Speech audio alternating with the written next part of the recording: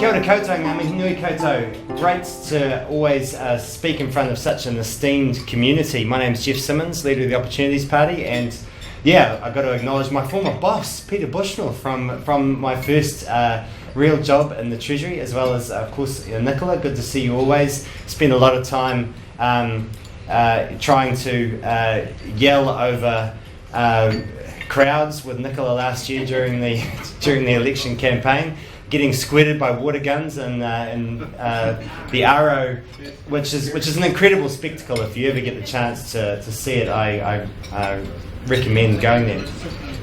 So the brief I was given for today's talk was to sort of deconstruct the budget, and that's what I will attempt to do for you very briefly. And worth saying right off, you're one of your own, Derek Gill, has done, it's unpublished, isn't it, Derek? And a statistical analysis of the budget, which really says that there's actually no statistical difference between this budget and what you'd expect on a trend from previous budgets. So is this a transformational budget? I think right from the outset, we can see that is not the case. There was one exception, I think Derek mentioned, which I'll cover a little bit later. But generally speaking, at a very high level, no real difference between what you'd expect in any particular budget. So there were two things that stood out of this budget: mental health and the investment in oranga tamariki, which were quite large. But both of these are quite interesting in their own right. The investment in mental health, quite interesting, because as I just mentioned from Derek's analysis, there's nothing to say that the actual overall health budget has grown by any more than you would expect it to. So where has mental health come from?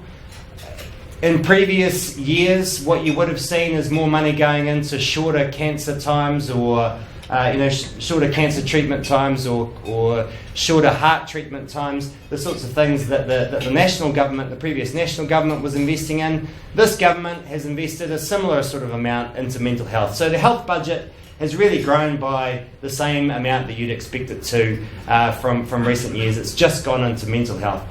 Is there any particular reason for having chosen mental health as the investment over others? Not. I mean, at a high level, there was some, there is some evidence that New Zealand does pretty poorly on mental health. But why, the areas that it's been invested in, not great evidence for how to improve mental health. In fact, this is the striking thing about mental health.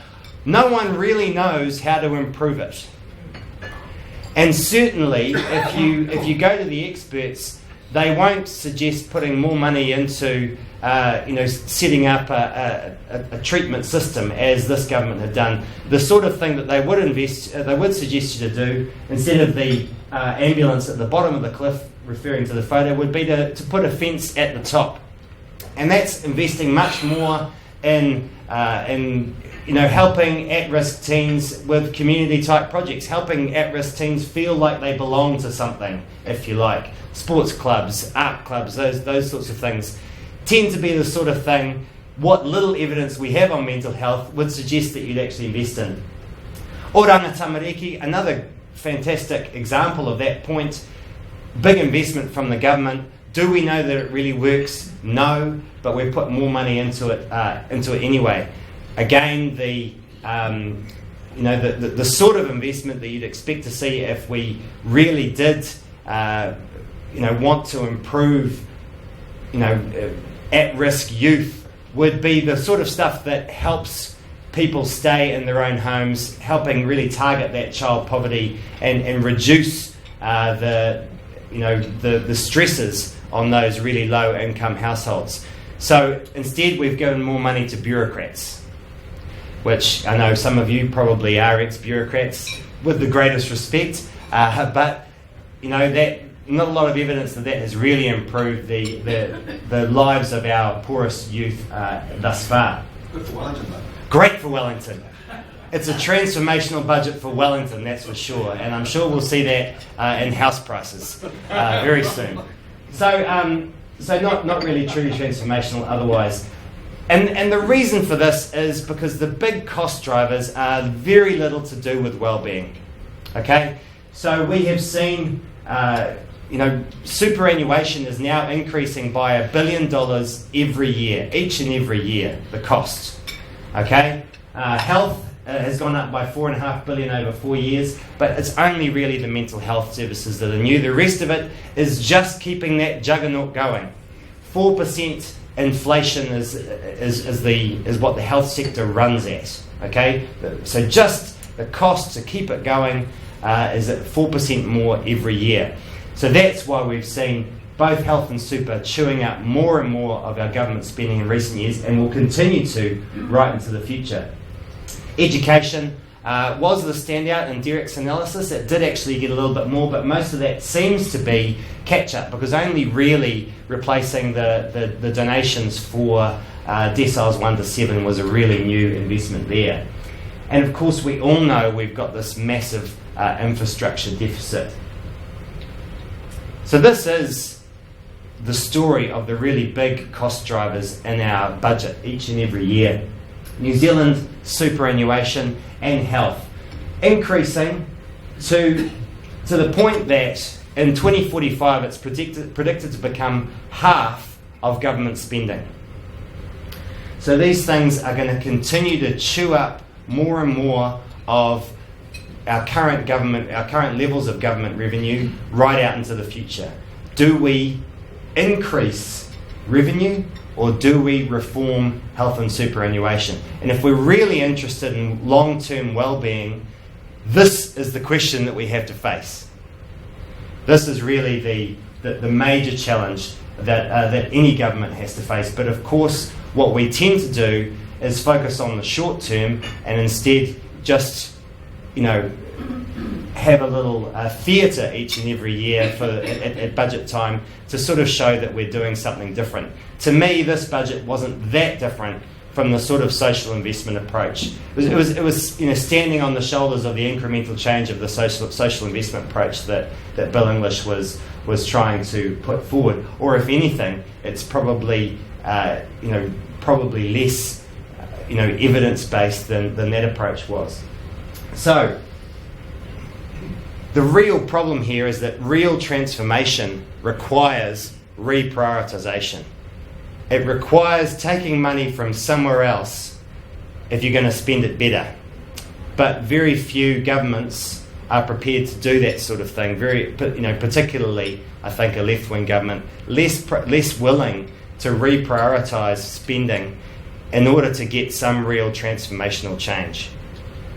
And it was one positive was it was good to see the fees-free tertiary promise get trimmed in favour of vocational education. This is going to go down really poorly in this room. But Arthur Grimes also pointed out that a wellbeing budget would almost certainly reprioritise the winter energy payment to superannuitants, because we know that from the wellbeing data that we got, that the government published, before the budget came along, actually the best off group in our country is actually superannuitants, and that's largely because of New Zealand Super. Now, absolutely, there's going to be a small group of superannuitants that probably need help paying their winter energy bills, but by and large, as a proportion of the population, that's smaller than what applies to other groups. So actually, the winter energy payment is incredibly poorly targeted, spending from this government, and would be one of the first things that you'd reprioritise to find, a truly transformational change. So how do we rate this particular budget on its claimed use of evidence to really give some transformational change long term to New Zealand? The first off, I think the good part of the budget is that it did use evidence to determine priority areas. Okay, we saw that from the from the information released pre-budget, that they were looking at which parts of the population were worse off than others, and were thinking about that. How that then got translated into which programs got funded really is not clear to me. It seems like it's still the same old sort of ministerial horse trading. There were some claims of ministers working together better to trade horses. Perhaps this is some sort of cartel they're setting up to trade horses between each other. I don't really understand that. But not a massively different, not a real structural change in the way that budget decisions are being made in order to use evidence better for what we are funding.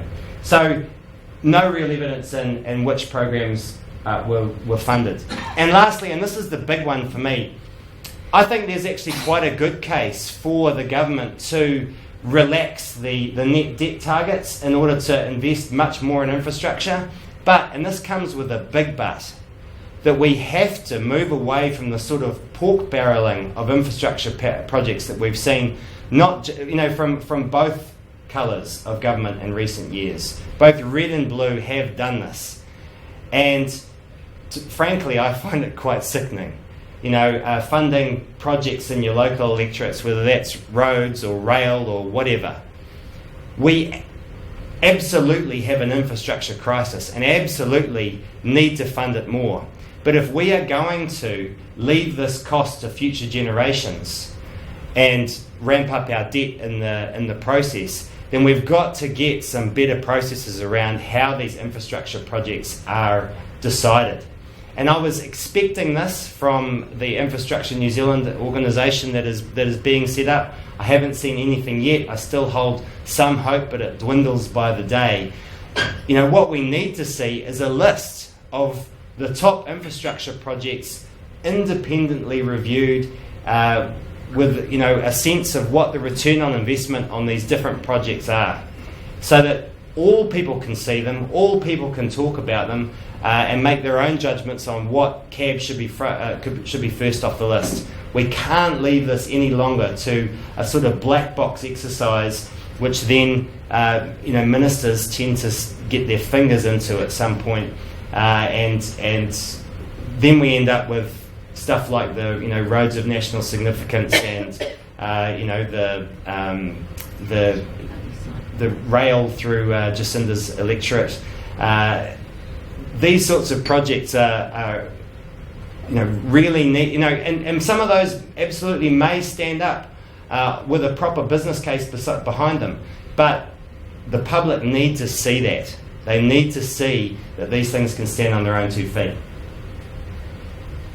Some comedy for you to finish this off. I thought some of the claims within the wellbeing budget were a real stretch. Derek pointed out the first one, $7.5 million, which was claimed to improve financial wellbeing. That's going towards an app and a website for the Super Gold Card. So we're really talking about the wellbeing of app developers there. All childhood education spending was rebranded Child Wellbeing. This was a real masterstroke from the government in terms of rebranding child poverty as child wellbeing.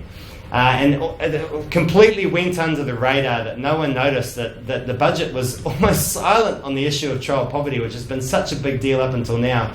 Now they're talking about child wellbeing, but anything we spend on children is child wellbeing. The entire education budget, like I mentioned, is part of that. So that was a nice little rebrand there to really boost the child wellbeing thing. I loved film subsidies being included in supporting innovation. A great way to repackage an old film. Sorry, whoop. Yes, that's my time up, but I'm nearly finished. A great way to rebrand an old bribe for one industry as innovation. And the huge investment in Mycoplasma bovis is apparently going to transform the economy. I actually think not funding Mycoplasma bovis would actually give us a better chance of transforming the economy, because then we wouldn't have any sort of pastoral agriculture to deal with. We'd have to build up something else. Of course, I'm being facetious there. I'm not suggesting we shouldn't fund that, but calling that transforming the economy, I find quite hilarious. And the last one, of course, the $1.7 billion that went into our 4 naval air, I forgot the name, A38s or something for Boeing to patrol our airspace. I thought this was a masterstroke that would only sneak through in under a Labour government. Well done, New Zealand First, for doing this. I'm sure their defence constituency will love it. But of course, if National had done this, the Twitterati would have been alight with spending $1.7 billion on as some people were saying, tanks, not teachers. But that comparison, of course, is a little facile. But still, putting so much of our capital budget into this, unquestioned, I thought was a remarkable part of the budget. Great, that's me. So, any questions?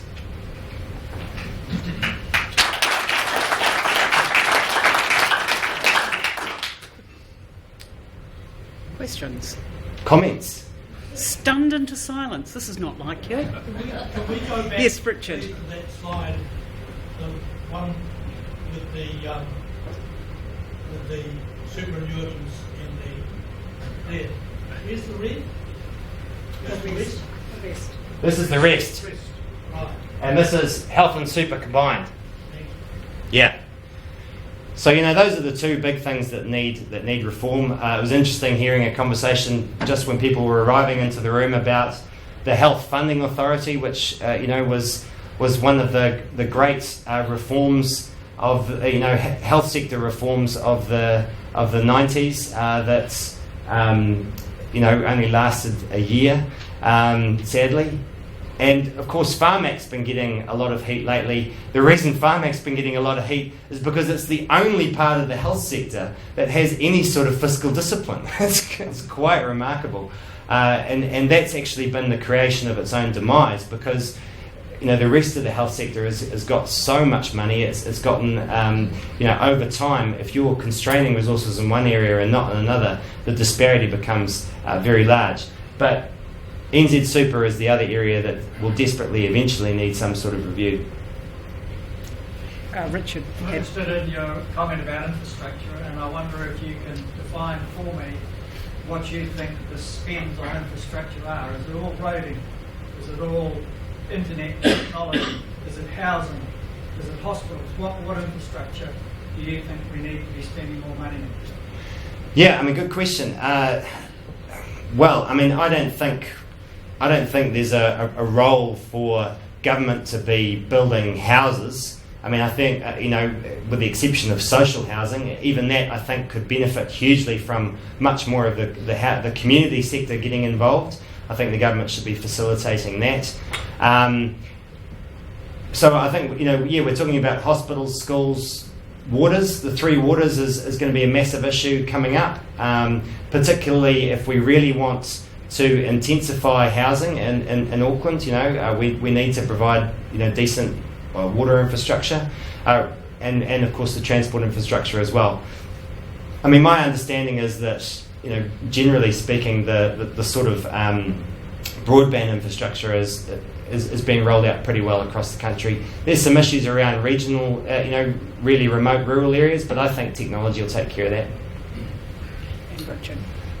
Just to continue the housing question, and then I've got one other issue. The housing has been repeatedly raised by researchers as being a top of the cliff issue in terms of a whole series of the negatives to child poverty and the people moving around, homelessness, etc. So just a bit more comment on housing. And the other one, I'm interested in your comment on having Gareth Morgan as a founder who seems to be taking some pot shots at you and your role currently. Yeah, sure. Cool. So housing absolutely is a top of the cliff issue. Housing is the cause of rising inequality in New Zealand. 80%. Okay? So if you look at income statistics and wealth statistics, if you strip out the impact of housing, New Zealand's actually not been following the trends of the rest of the world. Our income inequality is pretty good. Our wealth inequality is pretty good. When you add in housing, that's when you get issues. Okay, so absolutely, housing is the equality issue. I would say it's also the economic issue, because we are investing so much in bidding up the price of land rather than investing in stuff that's productive. So it's speculative investment rather than productive investment. We are working on a housing supply policy, and we already have, of course, a tax policy, which the whole idea of which is to reduce income taxes and fund that by closing the loopholes on housing, on speculative housing investment. So that's very much our focus in that area. Gareth Morgan is a colourful character, and I just think it must be difficult. I really feel for him, because it must be hard thinking you're the only person alive who can do anything correctly. So we all have to acknowledge that he carries quite a burden in that respect.